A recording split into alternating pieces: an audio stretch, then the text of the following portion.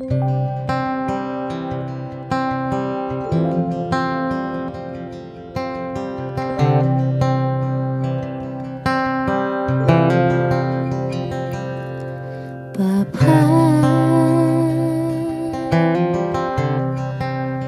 Engkau sungguh baik, kasih-Mu melimpah di hidupku.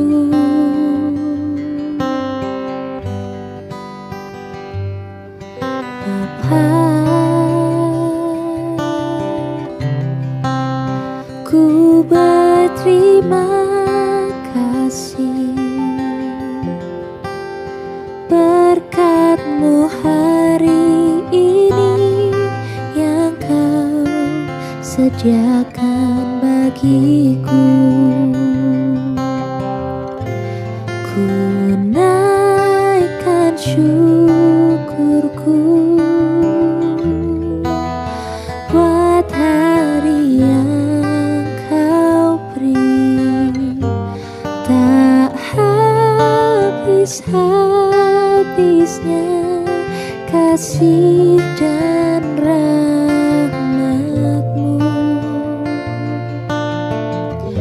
selalu baru dan tak pernah terlambat. Pertolongan-Mu besar, setia-Mu di sepanjang hidupku.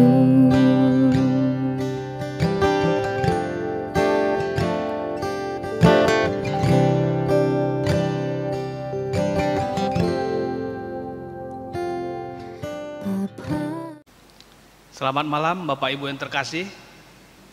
Kita akan melakukan ibadah keluarga kita. Sebelum kita mulai ibadah kita, mari kita saat teduh sejenak. Saat teduh dimulai.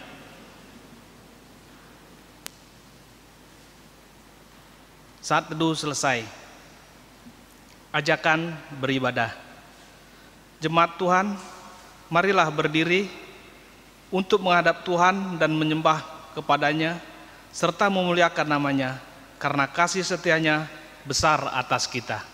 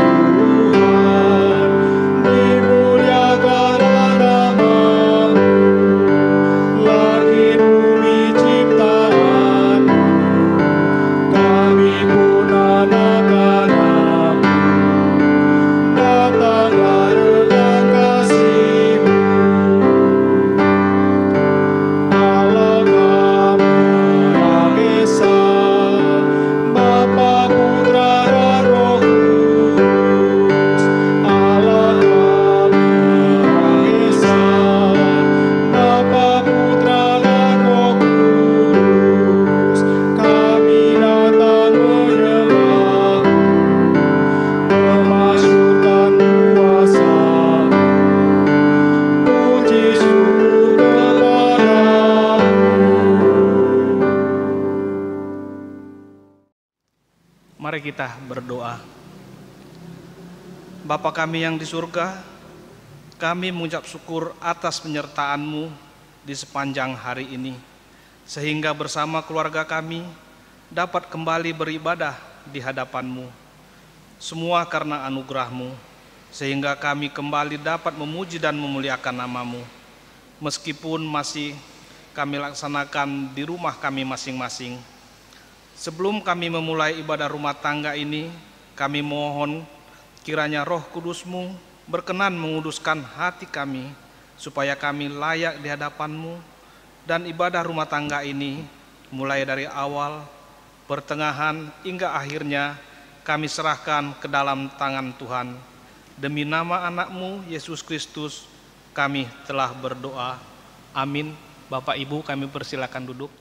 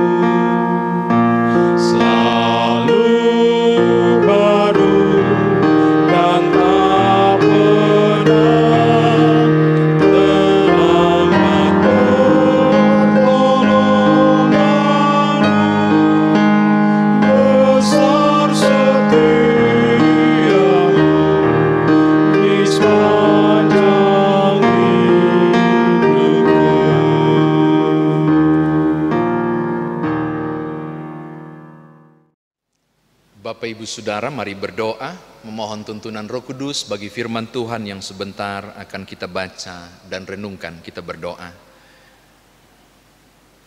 Terpujilah Engkau ya Tuhan Allah kami yang kami panggil Bapa dalam Kristus Yesus, untuk kesempatan kami berkumpul bersama dengan seluruh orang percaya melalui ibadah keluarga di rumah masing-masing, dan firman Tuhan sebentar akan kami baca dan renungkan.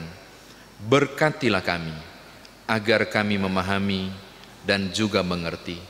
Ya Roh Kudus, doronglah kami untuk kami mampu mengerjakan firman Tuhan yang telah kami pahami itu. Demi Tuhan Yesus Juru Selamat kami berdoa. Amin. Umat Tuhan, mari berdiri untuk mendengarkan firman Tuhan yang dibaca dari Alkitab, Kisah Para Rasul pasal 10 ayat 34 hingga ayatnya yang ke-43. Kisah Rasul pasal 10 ayat 34 hingga ayat yang ke-43. Pasal 10 ayat 34 hingga 43, Kisah Rasul berbunyi demikian. Lalu mulailah Petrus berbicara, katanya, sesungguhnya aku telah mengerti bahwa Allah tidak membedakan orang. Setiap orang dari bangsa manapun yang takut akan Dia dan yang mengamalkan kebenaran berkenan kepadanya. Itulah firman yang Ia suruh sampaikan kepada orang-orang Israel, yaitu firman yang memberitakan damai sejahtera oleh Yesus Kristus, yang adalah Tuhan dari semua orang. Kamu tahu tentang segala sesuatu yang terjadi di seluruh tanah Yudea, mulai dari Galilea sesudah baptisan yang diberitakan oleh Yohanes, yaitu tentang Yesus dari Nazaret, bagaimana Allah mengurapi Dia dengan Roh Kudus dan kuat kuasa, Dia yang berjalan berkeliling sambil berbuat baik dan menyembuhkan semua orang yang dikuasai iblis, sebab Allah menyertai Dia. Dan kami adalah saksi dari segala sesuatu yang diperbuatnya di tanah Yudea maupun di Yerusalem, dan mereka telah membunuh Dia dan menggantung Dia pada kayu salib. Yesus itu telah dibangkitkan Allah pada hari yang ketiga, dan Allah berkenan bahwa Ia menampakkan diri bukan kepada seluruh bangsa, tetapi kepada saksi-saksi yang sebelumnya telah ditunjukkan oleh Allah, yaitu kepada kami yang telah makan dan minum bersama-sama dengan Dia setelah Ia bangkit dari antara orang mati. Dan Ia telah menugaskan kami memberitakan kepada seluruh bangsa dan bersaksi bahwa Dialah yang ditentukan Allah menjadi hakim atas orang-orang hidup dan orang-orang mati. Tentang Dialah semua nabi bersaksi bahwa barang siapa percaya kepadanya, ia akan mendapatkan pengampunan dosa oleh karena namanya. Ketika Petrus sedang berkata demikian, turunlah Roh Kudus ke atas semua orang yang mendengarkan pemberitaan itu. Dan semua orang percaya dari golongan bersunat yang menyertai Petrus tercengang-cengang, karena melihat bahwa karunia Roh Kudus dicurahkan ke atas bangsa-bangsa lain juga. Sebab mereka mendengar orang-orang itu berkata-kata dalam bahasa roh dan memuliakan Allah. Lalu kata Petrus, bolehkah orang mencegah untuk membaptis orang-orang ini dengan air, sedangkan mereka telah menerima Roh Kudus sama seperti kita? Lalu ia menyuruh mereka dibaptis dalam nama Yesus Kristus. Kemudian mereka meminta Petrus supaya ia tinggal beberapa hari lagi bersama-sama dengan mereka. Demikian firman Tuhan. Saudara yang katakan berbahagia jika mendengarkan firman Tuhan ini, merenungkannya dan memberitakannya. Istimewa melakukan dalam kehidupan beriman kita. Terpujilah Kristus. Haleluya.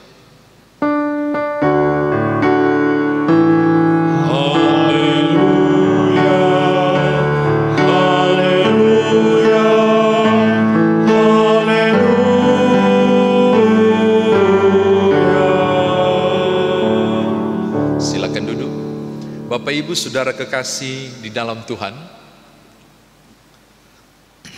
ada yang suruh saya naikkan stola. Penting untuk saudara pahami ayat 34 sampai 43 melalui membaca pasal 10 ayat 1 sampai tuntas yang kita baca pada ayatnya yang ke-43. Mengapa Bapak Ibu Saudara, mengapa ini penting untuk disampaikan? Karena tidak akan nyambung kalau saudara membaca ayat 34. Tadi kan cuma sampai ayat 43 sebenarnya, sabda guna krida, tapi saya sengaja menuntaskannya hingga bagian akhir sampai klimaks Kornelius dibaptis. Jadi kisah ini bermula dari kerinduan Kornelius. Dia tergolong orang tidak bersunat, dia bukan siapa-siapa, dia bukan orang Yahudi, tapi dia seorang pejabat pemerintahan, tapi dia takut Tuhan. Lalu Tuhan bilang, kau pergi ke Simon, yang disebut Petrus, yang tinggal di rumah Simon juga, Simeon. Jadi lalu kau mintalah dia datang untuk dibaptis. Tapi untuk saudara ketahui, Petrus ini sangat Yahudi banget. Makanya kalau saudara membaca di beberapa teks termasuk di Galatia, saudara akan lihat sedikit benturan terjadi antara Petrus dan Paulus soal ini. Petrus tuh sangat Yahudi sekali. Makanya ketika tiba-tiba sebelum rombongan itu datang, kan dia pergi dan dia lihat di suatu rumah itu turun makanan yang haram-haram. Kalau saudara baca itu kan, oh enggak, saya enggak mau makan Tuhan. Apa yang dihalalkan Allah jangan diharamkan oleh manusia. Seakan mau bilang, kau berpikir keselamatan itu cuma punyamu, punya orang Yahudi, kagak. Nanti akan datang orang yang akan minta kau datang untuk baptis. Makanya kisah ini harus dibaca di situ. Sampai kemudian akhirnya Petrus face to face dengan Kornelius. Dan ketika mereka bertatap muka, Kornelius langsung ngomong banyak hal. Beginilah kisahnya, saya diberintah dan seterusnya. Jadi panjang. Lalu ayat 34 itu tanggapannya. Ternyata klop kisahnya. Kisah Petrus versi Petrus yang dengar firman langsung untuk baptis Kornelius, dan versi Kornelius yang dapat perintah untuk memberi diri dibaptis. Klop. Maka ayat 34 akhirnya Petrus buat simpulan. Bapak Ibu, ini penting banget. Sesungguhnya aku telah mengerti. Perhatikan. Sesungguhnya aku telah mengerti bahwa Allah tidak membedakan orang. Mengapa? Karena dia dulu nggak ngerti. Yang dia tahu keselamatan itu milik Yahudi, turunan Abraham. Walaupun ada perintah beritakanlah firman dari Yerusalem, Samaria sampai ke ujung bumi, tapi di mindsetnya cuma satu, yang bisa selamat orang turunan Abraham, orang Yahudi. Tapi ketika dia berjumpa dengan Kornelius dan peristiwa Kornelius terjadi, dia langsung buat statement luar biasa. Sekarang saya mengerti bahwa Tuhan tidak membedakan orang. Kata lain dia mau bilang begini, sekarang saya mengerti bahwa keselamatan ini bukan cuma milik Israel, turunan Abraham, tapi juga semua orang. Ini catatan saya yang pertama. Yang kedua Bapak Ibu, tolong lihat ayat 36 sampai kemudian ayatnya yang ke-43 bacaan kita. Ini tidak disia-siakan, saudara. Petrus nggak bilang begini, oh saya mengerti bahwa Allah tidak membedakan orang. Oke, kau ikut saya, kebenaran di sini ada air, saya akan baptis engkau. Dari bahasa Yunani baptiso yang berarti ditenggelamkan atau diselamkan. Sini, saya akan, kagak, nggak langsung baptis. Kalau saudara tangkap ayat 35 sampai 43, itu katekisasi kilat. Diajarkan dulu. Bagaimana mungkin engkau mengaku Yesus adalah Tuhan kalau engkau tidak mengerti siapa dia? Maka sebelum saya baptis, ku ajarkan kau dulu bahwa dia inilah yang saya mau beritakan kepadamu, bahwa ini terjadi di Yudea, dia disalibkan, dia jalan-jalan memberitakan Injil, dia yang diuraikan sampai ayat 43. Saya bilang ini katekisasi kilat. Dia dapat pengajaran kilat. Setelah itu baru kemudian ayat 48 dia dibaptis. Setelah masuk di ayat 48, setelah dapat pengajaran singkat, baru kemudian Kornelius dibaptis. Ini catatan kedua. Yang ketiga dan yang terakhir Bapak Ibu Saudara,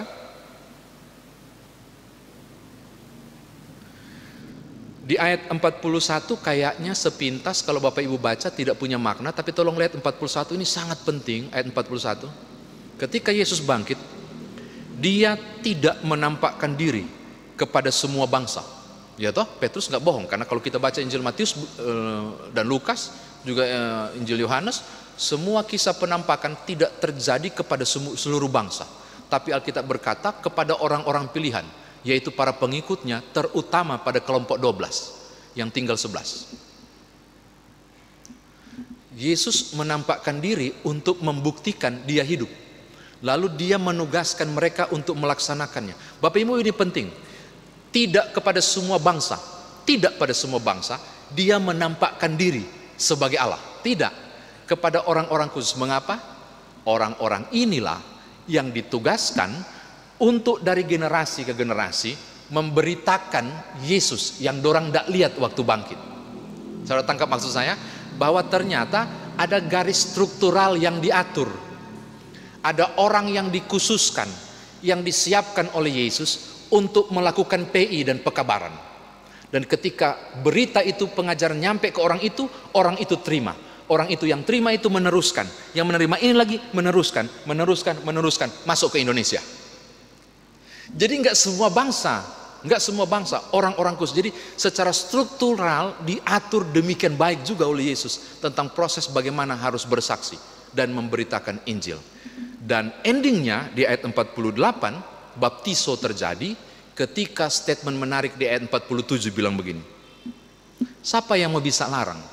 Mereka dibaptis dengan simbol air ini. Sementara mereka sudah dapat urapan Roh Kudus lebih dulu. Jadi kalau ada yang tanya, hanya mereka yang dibaptislah yang terima Roh Kudus, itu betul. Itu strukturnya, itu strukturnya. Dibaptis dulu dalam nama Bapa dan Roh Kudus, baru kemudian dia terima Roh Kudus. Tapi kalau saudara mau tanya, adakah peristiwa di mana orang belum sempat dibaptis sudah dapat Roh Kudus? Di sini. Kok bisa? Jangan tanya saya. Itu otoritas Allah. Untuk mengokohkan argumentasi Petrus, ini layak dibaptis. Mengapa? Karena aku sudah hinggap ke mereka, Petrus. Baptis Jo. Jadi ini bicara soal wibawa ilahi. Melalui urapan, sudah dapat kok urapan Roh Kudus, sudah dibaptis oleh Roh Kudus, ngapain kita mau halang-halangi mereka yang bukan Yahudi untuk terima dibaptis? Saya mau katakan, betapa Tuhan gak beda-bedakan, betapa Tuhan tidak beda-bedakan siapa yang mau diselamatkan. Bahwa ternyata semua dan seluruh dunia bisa diselamatkan, bukan cuma Yahudi. Demikian firman Tuhan ditafsirkan bagi kita. Nah sekarang bagaimana Bapak Ibu dan saya bawa firman Tuhan ini dalam kehidupan beriman? Bapak Ibu perhatikan baik-baik, keselamatan itu ditargetkan Allah akhirnya, bukan hanya Israel.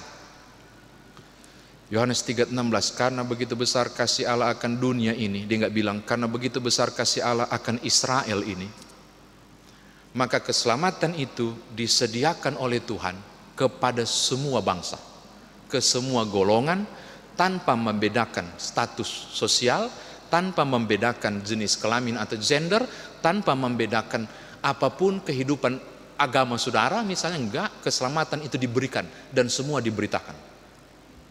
Maka saya mau bilang hal yang pertama kepada Bapak Ibu, adalah aneh jika kemudian klaim keselamatan itu datang dari orang sebagai orang percaya.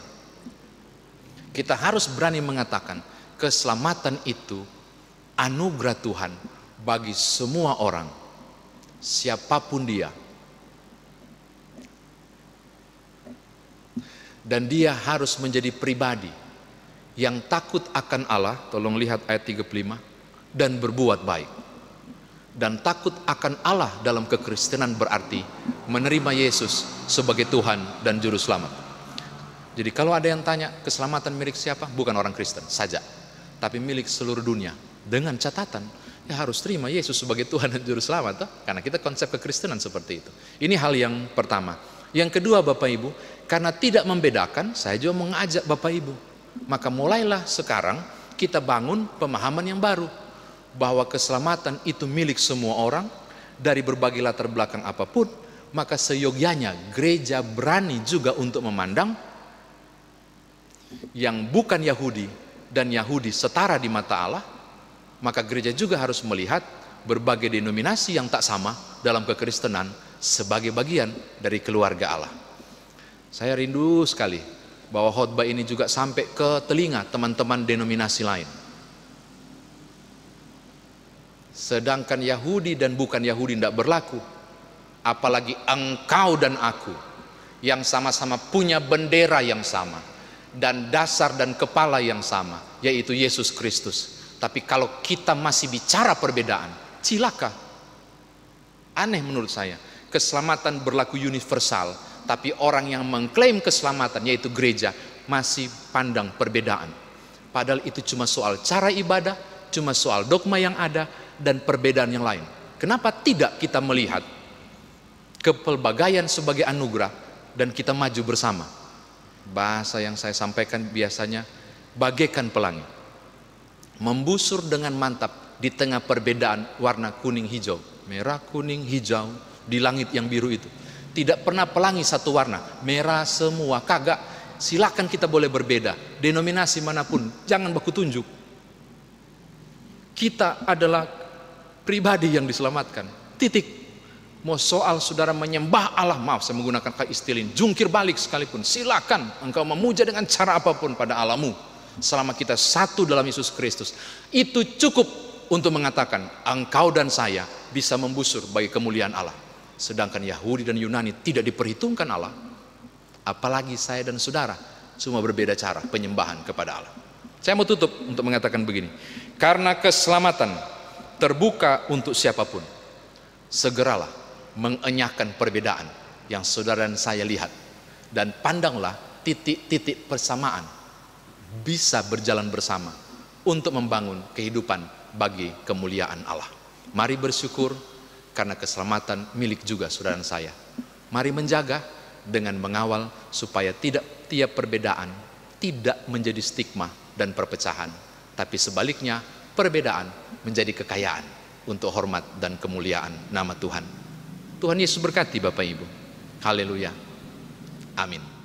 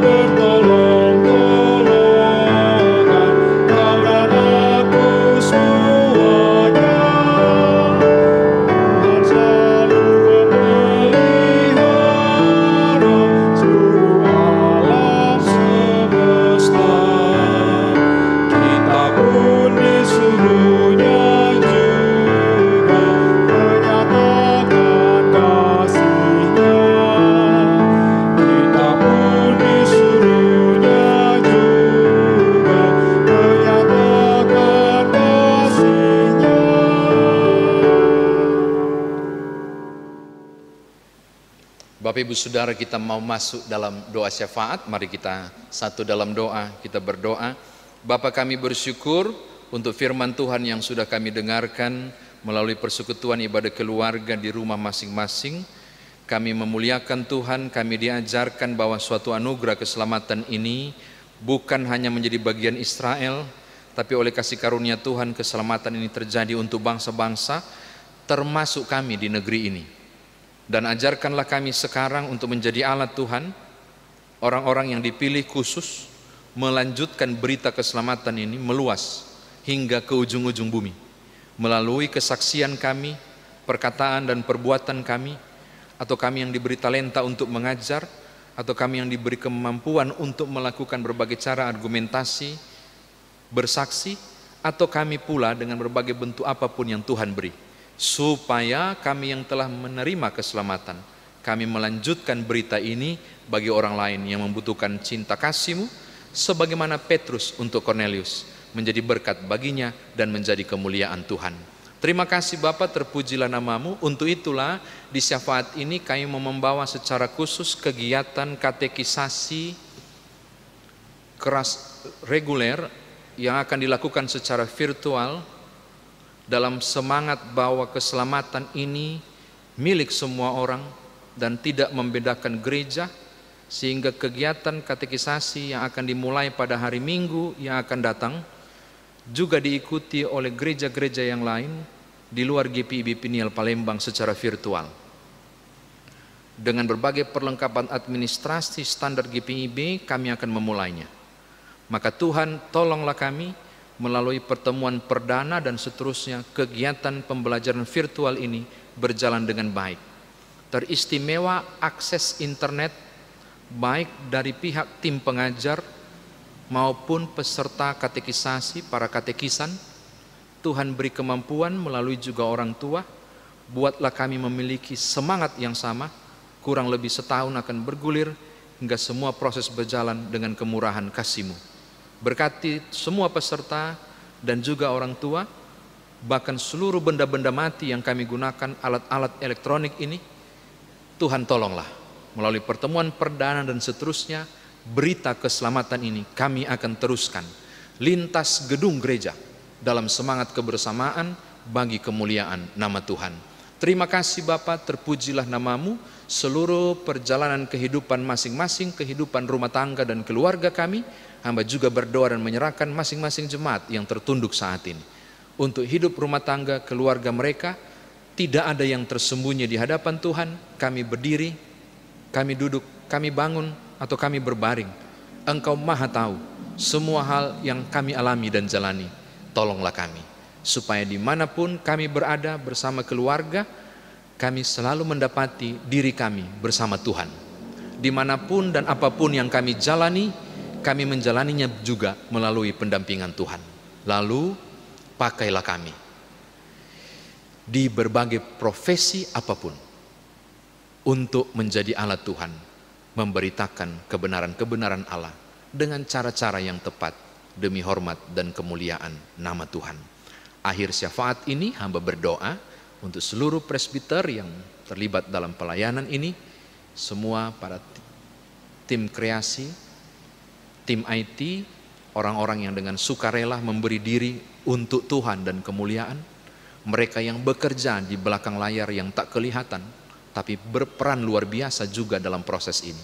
Vikaris dan semua siapapun mereka, Tuhan pimpin, Tuhan berkati, biar semangat kebersamaan, semangat pelayanan tetap membara untuk hormat dan kemuliaan nama-Mu. Demi Tuhan Yesus Juru Selamat kami berdoa. Bapa kami yang di sorga, dikuduskanlah nama-Mu, datanglah kerajaan-Mu, jadilah kehendak-Mu di bumi seperti di sorga. Berilah kami pada hari ini makanan kami yang secukupnya, dan ampunilah kami akan kesalahan kami, seperti kami juga mengampuni orang yang bersalah kepada kami. Dan janganlah bawa kami ke dalam pencobaan, tetapi lepaskanlah kami daripada yang jahat.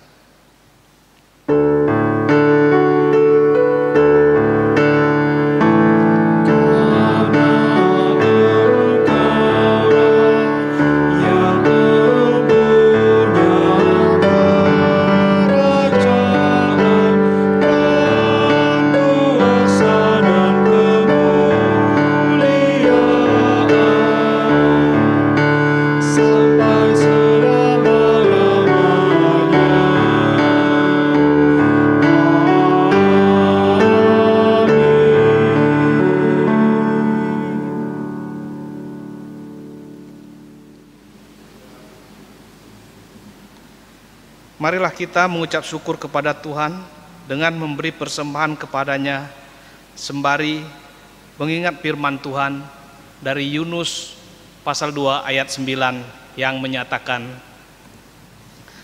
"Tetapi aku dengan ucapan syukur akan kupersembahkan korban kepadamu, apa yang kunazarkan akan kubayar. Keselamatan adalah dari Tuhan." Demikian firman Tuhan. Tuhan memberkati saudara dan persembahan saudara.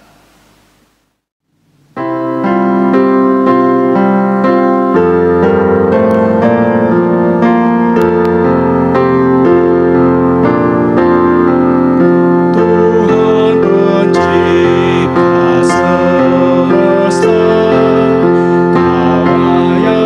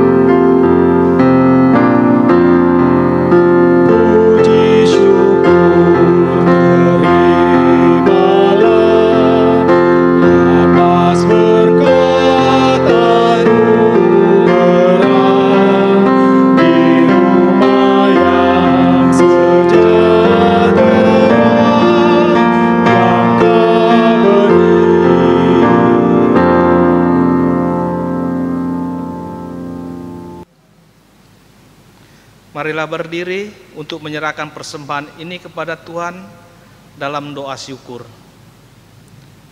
Ya Allah Bapa kami yang bertahta di dalam surga, kami juga bersyukur karena memiliki Tuhan yang selalu setia kepada kami dan mengajarkan kami untuk senantiasa menolong sesama manusia. Saat ini kami membawa ke hadirat-Mu persembahan syukur ini. Kiranya Tuhan berkenan untuk memberkati serta menguduskannya agar dapat menjadi berkat di dalam pelayanan bergereja-Mu dan juga dapat menjadi berkat bagi orang lain. Dalam nama Tuhan Yesus, sumber hidup dan berkat, kami telah berdoa dan mengucap syukur. Amin. Bapak Ibu Saudara, mari kembali dalam kehidupan sehari-hari untuk mengerjakan firman Tuhan yang telah kita dengar.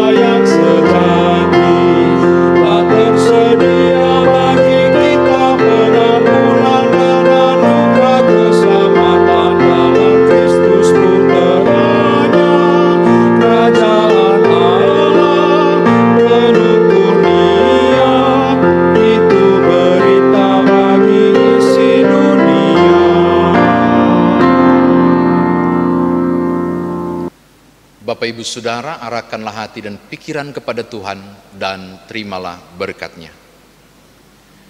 Kasih karunia Tuhan Yesus Kristus dan kasih Allah dan persekutuan Roh Kudus menyertai kamu sekalian.